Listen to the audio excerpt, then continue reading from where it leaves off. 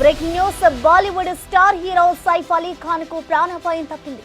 దుండగుడు చేసిన దాడిలో తీవ్రంగా గాయపడ్డ సైఫ్ ప్రస్తుతం సేఫ్ గా ఉన్నాడు. ముంబైలోని లీలావతి ఆసుపత్రి ఐసీయూలో చికిత్స పొందుతున్నాడు సైఫ్. దీంతో కుటుంబ సభ్యులు ఊపిరి పీల్చుకున్నారు. సైఫ్ పై దాడి జరిగిన దగ్గర నుంచి ముంబై పోలీసులు గాలింపు చర్యలను మొదలుపెట్టారు. దాదాపుగా 12 గంటల తర్వాత దుండగుని గుర్తించారు పోలీసులు. నిందితుడిని పట్టుకునేందుకు గాలింపు చర్యలను ప్రారంభించారు. దాడి ఘటన గురించి తెలిసిన వెంటనే ముంబై పోలీసులు రంగప్రవేశం చేశారు. సైఫ్ ఇంట్లో సీసీటీవీ ఫుటేజ్ ను పరిశీలించారు.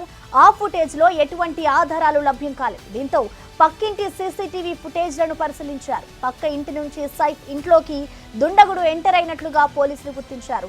సైఫ్ ఇంట్లో పనిచేసే ఓ వ్యక్తి దుండగుడికి సహకరించినట్లుగా పోలీసులు అనుమానిస్తున్నారు. ఆ పనివాడిని అదుపులోకి తీసుకొని ప్రశ్నిస్తున్నారు. దాడి జరగడానికి దాదాపుగా 2 గంటల ముందు నుంచి సైఫ్ ఇంటి సీసీటీవీ కెమెరాల్లో ఎటువంటి అనుమానాస్పద వ్యక్తుల కదలికలు రికార్డు కాలేదు. అర్ధరాత్రి 2:30 ప్రాంతంలో దాడి జరిగిన వెంటనే సైఫ్ కుమారుడు ఇబ్రహీం అలీ ఖాన్ అత్యంత వేగంగా స్పందించాడు. తమ ఇంట్లో డ్రైవర్ ఎవరు అందుబాటులో లేకపోవడంతో వెంటనే ఆటోను రప్పించాడు. ఆటోలోనే లీలావతి ఆసుపత్రికి తరలించాడు. సకాలంలో ఆసుపత్రికి తరలించడంతో ప్రమాదం తప్పింది. డాక్టర్లు వెంటనే వైద్యం ప్రారంభించి సైఫ్ ప్రాణాలకు ముప్పు లేకుండా చేశారు.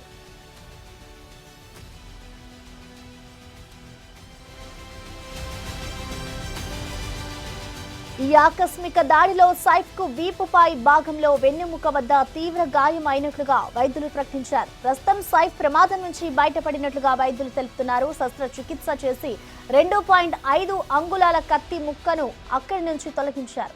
దీంతో పాటు వెన్నపూసలో ద్రవాలు లీక్ కాకుండా సరిచేశారు. ఎడమ చేయి మెడ వద్ద చోటు చేసుకున్న గాయానికి ప్లాస్టిక్ సర్జరీ బృందం చికిత్స చేసింది. అనంతరం ఐసీయూలో సైఫ్ కోలుకుంటున్నారు.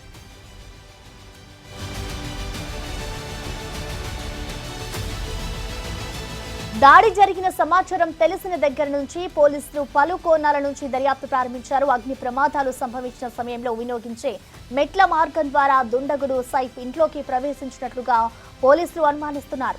ఇప్పటికే సైఫ్ కుటుంబంలోని పనివారు ఇచ్చిన ఫిర్యాదు ఆధారంగా దొంగపై హత్యాయత్నం కేసు నమోదు చేశారు పోలీసులు. అగ్ని ప్రమాదం వేళ వాడే మెట్ల మార్గంలో నిందితుడు ఇంట్లోకి ప్రవేశించాడని, అతడు దొంగతనం కోసమే వచ్చినట్లుగా భావిస్తున్నామని పోలీసులు తెలిపారు. ఇక ఇప్పటికే నిందితుడిని గుర్తించామని పోలీసులు వెల్లడించారు. 10 బృందాలు ఈ కేసు దర్యాప్తు కోసం పనిచేస్తున్నాయని స్థానిక డీసీపీ దీక్షిత్ గేడం పేర్కొన్నారు. ఇప్పటికే సైఫ్ కుటుంబంలో పనిచేసే 5గురు పరివారిని పోలీసులు ప్రశ్నించారు. నటుడు ఉండే హౌసింగ్ సొసైటీలో కొన్ని చోట్ల ఇళ్లకు మరమ్మతులు జరుగుతున్నాయి. దీంతో బయట నుంచి పనివారు వచ్చిపోతున్నారు.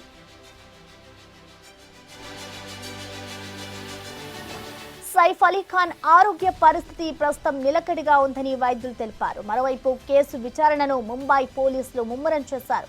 క్రైమ్ బ్రాంచ్ పోలీసులు 10 బృందాలుగా ఏర్పడి నిందితుడి కోసం గాలిస్తున్నారు. ఈ క్రమంలో సైఫ్ ఇంటిని సందర్శించిన పోలీస్ అధికారులు దయానాయక్ కూడా ఉన్నారు.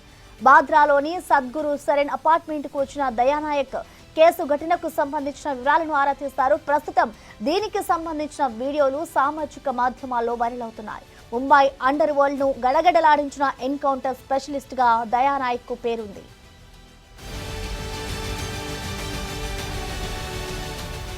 సైఫ్ అలీ ఖాన్ పై గుర్తు తెలియని దుండగుడు దాడికి పాల్పడిన ఘటనపై సినీ ప్రముఖులు ట్విట్టర్ వేదికగా స్పందిస్తున్నారు. సైఫ్ త్వరగా కోలుకోవాలని కోరుతున్నారు. మరోవైపు ఇటు అభిమానులు కూడా సైఫ్ ఆరోగ్యంగా ఉండాలి అంటూ పలుచోట్ల పూజలు చేస్తున్నారు. మరోవైపు ఘటనపై సైఫ్ టీం అధికారిక ప్రకటన రిలీజ్ చేసింది. సైఫ్ అలీ ఖాన్ ఇంట్లో చోరీకి యత్నం జరిగిందని, ప్రస్తుతం ఆయనకు చికిత్స జరుగుతోందని అభిమానులతో పాటు మీడియా కూడా సంయమనం పాటించాలని కోరుతున్నారు. పరిస్థితిపై ఎప్పటికప్పుడు అప్డేట్ చేస్తామని సైఫ్ టీం ప్రకటించింది.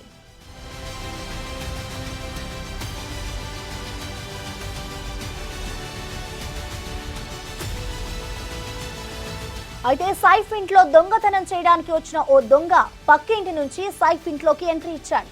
సైఫ్ చిన్న కుమారుడు జహీంగీర్ ఉన్న రూమ్ లో ఓ చోట నక్కి ఉన్నట్లుగా జహీంగీర్ కేర్ టేకర్ గుర్తించింది. ఒక్కసారిగా కేకలు వేసింది. దీంతో నిద్రలో ఉన్న సైఫ్ అలీ ఖాన్ ఆ గదిలోకి చేరుకున్నాడు. దుండగుడిని ఎదిరించాడు. ఈ క్రమంలోనే తీవ్రంగా గాయపడ్డాడు సైఫ్. దుండగుడు సైఫ్ ను తీవ్రంగా గాయపరిచాడు. ఇదంతా బిల్డింగ్ లోని 12వ అంతస్తులో జరిగింది. వెంటనే అక్కడకు చేరుకున్న పెద్ద కుమారుడు ఇబ్రహీం తండ్రిని లీలావతి ఆసుపత్రికి తరలించాడు. ఆ సమయంలో ఇంట్లో డ్రైవర్లు లేకపోవడంతో ఓ ఆటోను ఆశ్రయించాడు. ఆటోలోనే ఆసుపత్రికి తరలించాడు కుమారుడు. సకాలంలో చేరడంతో ముప్పు తప్పింది.